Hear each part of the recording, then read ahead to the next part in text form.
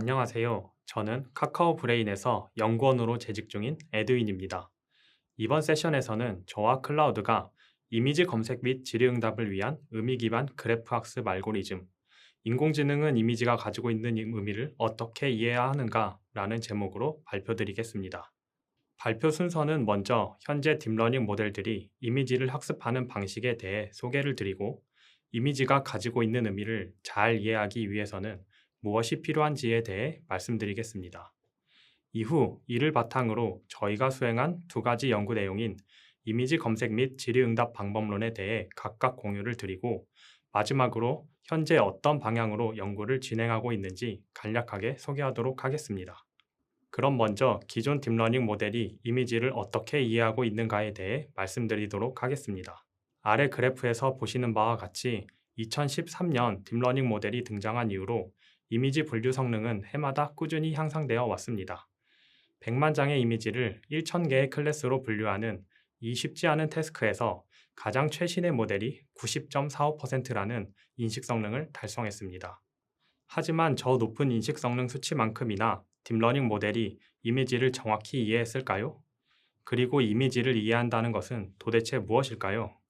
우선 인식과 이해의 사전적 정의를 보면 다음과 같습니다.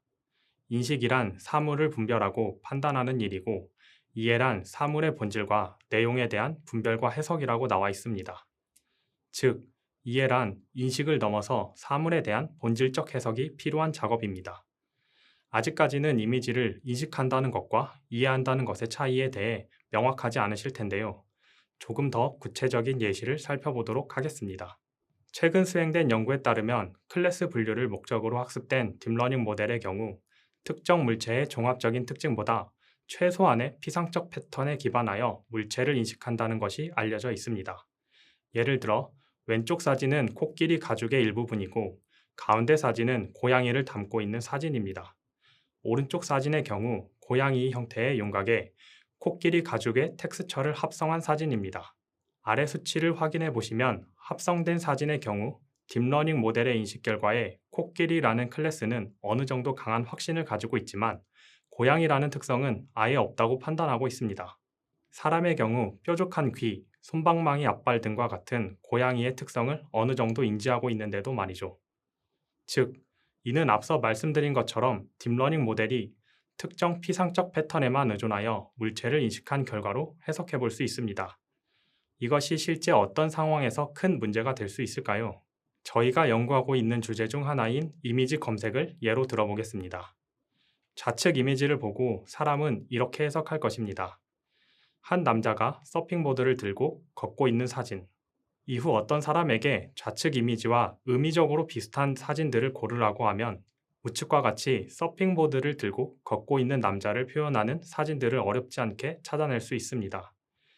저희는 이렇게 의미적으로 비슷한 이미지들을 semantically similar하다라고 정의합니다. 반면 학습된 인공지능 모델에게 같은 질문을 던지면 어떤 결과를 보여줄까요? 인공지능 모델은 이미지가 실제로 내포하고 있는 의미는 고려하지 않고 단순히 흑백톤의 이미지라는 이유로 우측과 같은 이미지들을 비슷한 이미지로 선택하게 됩니다. 이런 이미지들을 저희는 비주얼리 시밀러한 이미지들이라고 정의합니다. 결과적으로 사람들이 원하는 이미지를 잘 검색해주기 위해서는 단순히 비주얼리 시밀러한 이미지들보다 시멘티컬리 시밀러한 이미지들을 잘 찾아주는 것이 중요합니다. 그렇다면 어떻게 딥러닝 모델이 이미지의 의미를 보다 깊게 이해하게 할 수 있을까요? 이에 대해서는 클라우드가 자세히 설명해 드리겠습니다. 네, 안녕하세요. 저는 카카오 브레인에서 연구하고 있는 클라우드입니다. 그럼 먼저 저희가 다루고자 하는 이미지에서 시멘틱이라는 것이 어떻게 표현될 수 있는지 살펴보겠습니다. 여기 야구 경기의 한 장면을 담은 사진이 있습니다. 사람은 이를 어떻게 인지하는가 하면 화면 속에 타자가 있고 포수가 있고 심판이 있고 그리고 관중들이 있다는 것을 보고 알 수 있습니다. 이러한 정보들은 한 사람은 배트를 들고 서 있고 오른쪽에는 헤드기어와 글러브를 끼고 앉아 있고 그 뒤에 헤드기어를 쓰고 서 있는 사람이 있고 그리고 뒤편에 의자에 앉아 있는 사람들이 있다고 하는 더 세분화된 정보를 기반으로 인식될 수 있습니다.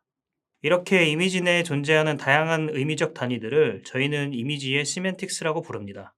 그러면 이미지 내 다양한 시멘틱스를 어떤 방식으로 표현해야 인공지능 모델이 보다 잘 학습할 수 있을까요? 바로 그래프 형태로 표현하는 것입니다. 먼저 이미지 안에 사람, 방망이, 헬멧 등의 각 개체들을 표현합니다. 그리고 각 개체들의 특성, 예를 들면 방망이의 재질은 나무이고 헬멧의 색상은 검정색이고 사람이 서 있고 하는 정보들을 표현할 수 있습니다. 그리고 마지막으로 개체 사이의 관계들, 예를 들면 옆에 있다, 무언가를 쥐고 있다 하는 정보들도 마찬가지로 표현될 수 있습니다. 이와 같이 이미지의 시멘틱 레프레젠테이션을 하나의 그래프로 표현할 수 있고 저희는 이것을 씬그래프라고 부릅니다. 이러한 씬그래프의 연구를 위해 대표적으로 비주얼 지놈이라는 데이터셋이 존재합니다. 이 데이터셋은 10만 장 이상의 이미지에 100만 개가 넘는 개체 정보의 특성, 그리고 각 관계들이 태깅되어 있습니다. 이러한 데이터셋을 바탕으로 이미지로부터 씬그래프를 생성하기 위한 많은 연구들 또한 활발히 이루어지고 있습니다. 이번 발표에서는 씬그래프를 활용하여 이미지 검색이나 질의응답 시스템 등 다양한 태스크들을 학습하는 방법에 대해 다루고자 합니다. 그럼 먼저 이미지가 주어졌을 때 유사한 이미지를 검색하는 방법을 소개드리도록 하겠습니다. 이미지를 검색하는 시스템의 전반적인 구조도는 다음과 같습니다. 먼저 이미지로부터 모델을 거쳐 벡터 임베딩을 추출하여 이미지 데이터베이스에 저장되어 있는 후보 이미지들의 벡터 임베딩과 유사도를 측정한 후 가장 유사도가 높은 이미지를 출력하게 됩니다.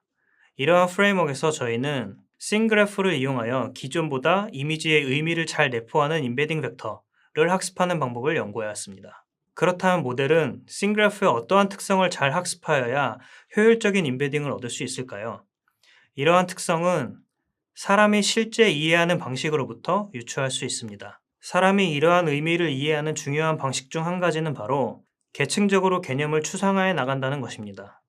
예를 들면 나무로 된 배트를 들고 서 있는 사람을 타자라고 추상화하고 헬멧과 글러브를 끼고 앉아있는 사람을 포수라고 추상화하는 것을 생각해 볼 수 있습니다. 따라서 이러한 특성을 반영하여 학습하기 위해 기존 그래프 노드 임베딩 학습 방법인 그래프 뉴럴넷에 더하여 계층적인 표현도 학습할 수 있도록 그래프 풀링 알고리즘을 고안하였습니다. 전체 알고리즘은 이와 같이 그래프 뉴럴넷과 그래프 풀링을 반복적으로 적용하여 최종적으로 단일 벡터 임베딩을 얻게 됩니다.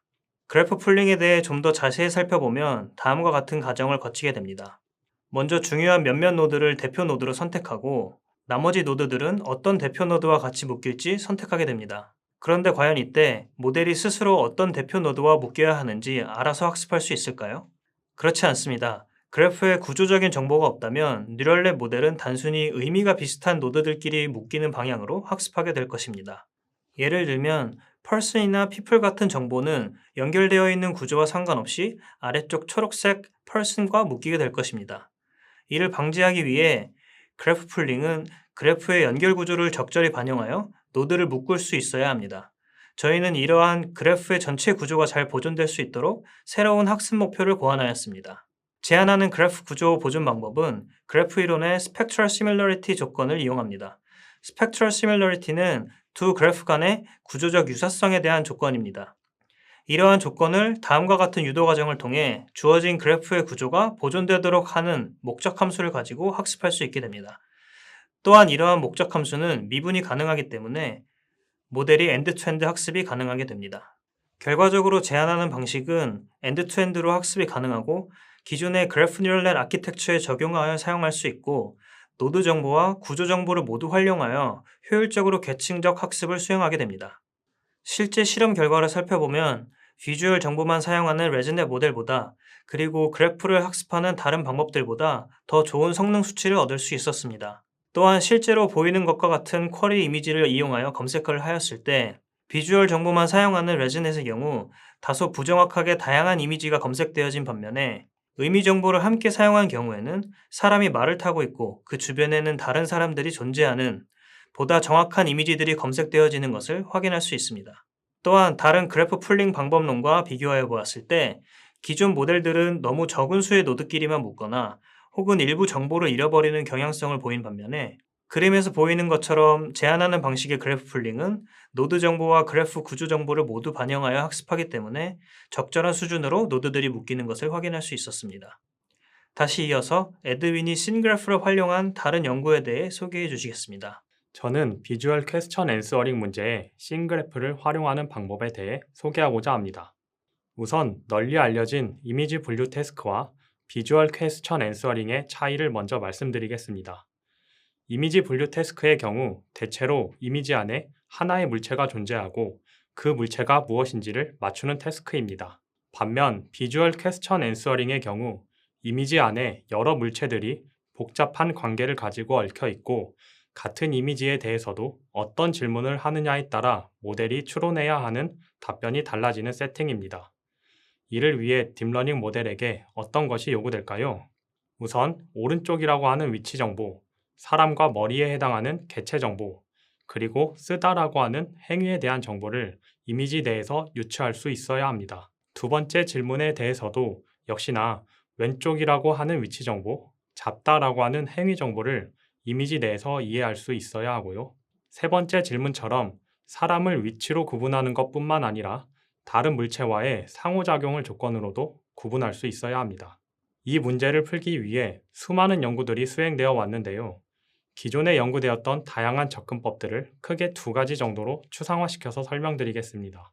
가장 초기 모델들은 우선 주어진 이미지를 딥러닝 모델에 통과시켜 하나의 이미지 임베딩 벡터를 만듭니다. 지리문의 경우도 동일하게 자연어를 처리할 수 있도록 설계된 딥러닝 모델에 통과시켜 문장 정보를 담고 있는 하나의 임베딩 벡터를 만들어냅니다. 그리고 이 두 벡터를 조합하여 답변을 추론하는 네트워크를 거쳐 최종 답을 내뱉게 됩니다. 이 경우 방법론이 매우 직관적이고 구현이 쉽다는 장점이 있지만 복잡한 이미지와 지리 문장을 하나의 벡터로 표현하면서 많은 정보를 잃게 되고 결국 답변 정확도가 그리 높지 않다는 단점이 있습니다.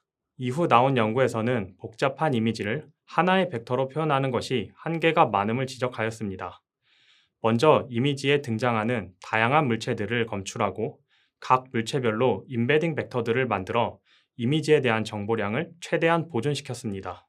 이후 앞의 방법과 동일하게 지리문을 임베딩하고 이를 바탕으로 최종 정답을 추론하게 됩니다. 이 접근법은 앞서 말씀드린 두 벡터로 문제를 푸는 경우에 비해 더 높은 답변 정확도를 보여주고 있습니다. 저희는 여기서 한 발 더 나아가 지리에 포함된 복잡한 정보 역시 최대한 사용하고자 합니다. 이러한 방법은 복잡한 지리문을 최소 의미 단위로 잘 분해하고 이를 이미지의 특정 요소들과 매칭시켜 보다 정확한 답변을 추론할 수 있게 합니다. 저희가 취한 방법에 대해 조금 더 자세히 설명드려 보도록 하겠습니다. 우선 이미지의 경우 공개된 알고리즘을 통해 씬그래프를 만들어냅니다. 지리문의 경우 디펜던시 파싱을 통해 문장을 단어의 트리 형태로 분해합니다. 그 다음 각각의 그래프 구조에서 정답 추론에 필요한 의미 단위들을 찾아주는 단계입니다. 저희는 하나의 의미 단위를 그림과 같이 하이퍼 엣지로 표현하는 방식을 사용하였습니다. 이러한 하이퍼 엣지들을 여러 개 샘플링하여 정답을 맞추기 위해 필요한 정보들의 묶음을 만들어냅니다. 이후 그래프에서 샘플링된 각각의 하이퍼 엣지들을 뉴럴넷을 통해 벡터 집합 형태로 만들어주게 됩니다. 앞서 만들어진 두 벡터 집합을 뉴럴넷에 통과시켜 이미지의 어떤 영역이 지리의 어느 부분과 관련이 있는지를 표현하는 어텐션 맵을 만들어주게 됩니다. 그렇게 구해진 어텐션 맵과 각각 하이퍼 엣지 정보를 다시 활용하여 최종적으로 정답을 추론하는 네트워크에 태워 정답을 내뱉게 됩니다. 결과적으로 저희가 제안한 방식이 단순히 단일 벡터들을 활용하거나 오브젝트 디텍션 정보를 활용한 방법보다 월등히 높은 질의응답 성능을 달성하였습니다. 특히나 주목할 만한 점은 오픈 퀘스천의 성능이 높다는 것입니다. 이는 단순히 yes, no로 답변하는 바이너리 퀘스천보다 더욱 어려운 문제로 이 유형의 질문에 대해 답변 성능이 높을수록 이미지를 더욱 잘 이해했다고 볼 수 있습니다. 또한 저희가 개발한 알고리즘으로 CVPR에서 주최하는 그래프QA 컴피티션에 참가하였습니다. 본 컴피티션은 당시 30팀 넘게 참여했을 정도로 경쟁이 치열했는데요. 최종적으로 다른 팀들을 큰 점수 차이로 이기고 저희 팀이 우승을 차지할 수 있었습니다. 다음으로 저희의 향후 연구 방향에 대해 간략히 소개해드리고 마치도록 하겠습니다.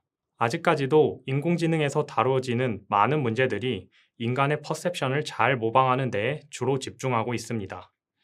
이러한 문제들은 머신러닝, 특히 딥러닝으로 매우 많은 양의 데이터와 거대한 모델을 이용함으로써 사람 수준에 근접하였다고 감히 말해볼 수 있습니다. 하지만 아직까지도 사람처럼 개념을 이해하고 그 개념을 자유롭게 조합하여 추론하는 방법에 대한 연구는 이제 막 시작하는 단계입니다.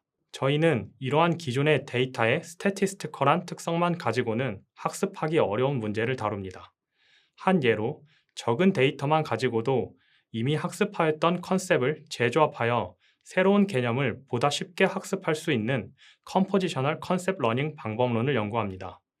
또한 이를 확장하여 시간적 선후 관계에 있는 단서들을 통해 더욱 복잡한 추론을 수행할 수 있는 스파시오 템포럴 리즈닝 모델에 대해 연구하고 있습니다.